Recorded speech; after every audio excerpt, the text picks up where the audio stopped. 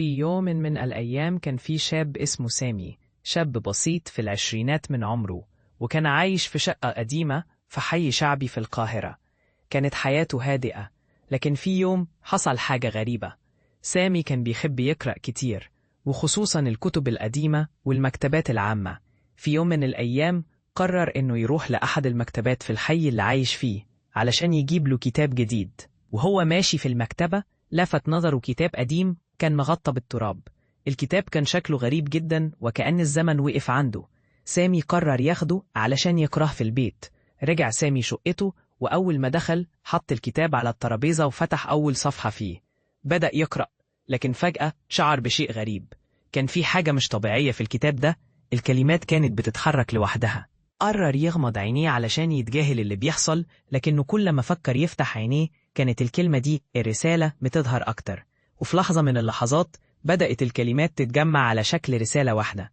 الرسالة كانت بتقول: أنا من العالم الآخر، نحن مراقبك وانت قريب منا. سامي اتجمد في مكانه، قلبه كان بيدق بسرعة وشعر إن في حاجة مش صح. طلع الهاتف بتاعه عشان يتصل بأحد أصدقائه، لكنه اكتشف إن الهاتف كان ميت. حاول يشغل التلفزيون لكن كمان كان مش شغال.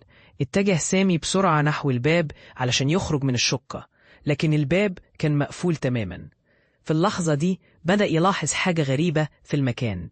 النور بدأ يمضي والهواء اتحول لبارد جدا، لكن الصوت ده صوت خافت بدأ يجي من المطبخ، زي همسات لأشخاص مش موجودين في المكان. فزع سامي، اتجه للمطبخ وهو بيحاول يهدأ نفسه، لكنه فاجأته حاجة غريبة. كان في شخص واقف في الظلام داخل المطبخ، اسمه ضبابي وغير واضح. الشخص ده بص لسامي وقال له بصوت هامس: الرسالة كانت لك. سامي هرب بسرعة من المطبخ، حاول يفتح الباب مرة تانية، لكن فجأة الباب انفجر وفتح بقوة، وكان في شخصيات غير مرئية بتسحب سامي بقوة للخارج. سامي حاول يصرخ لكن ما كانش فيه صوت. بدأ يتنقل بين الأماكن في المدينة زي ما يكون المكان مش حقيقي. فجأة المكان بدأ يتغير لحد ما وصل لمنطقة مظلمة جدا.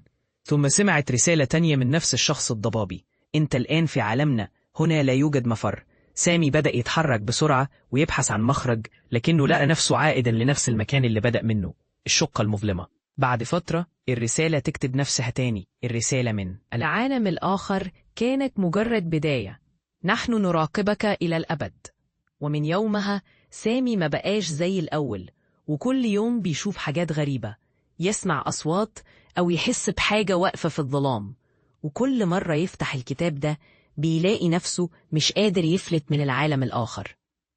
ويقال إن الرسالة دي لسه بتظهر لبعض الأشخاص في الحي اللي سامي عاش فيه، وكل واحد فيهم بيشوف نفس الرسالة مع نفس الشخص الضبابي. وحتى الآن محدش عرف يفسر الحقيقة ورا الرسالة دي.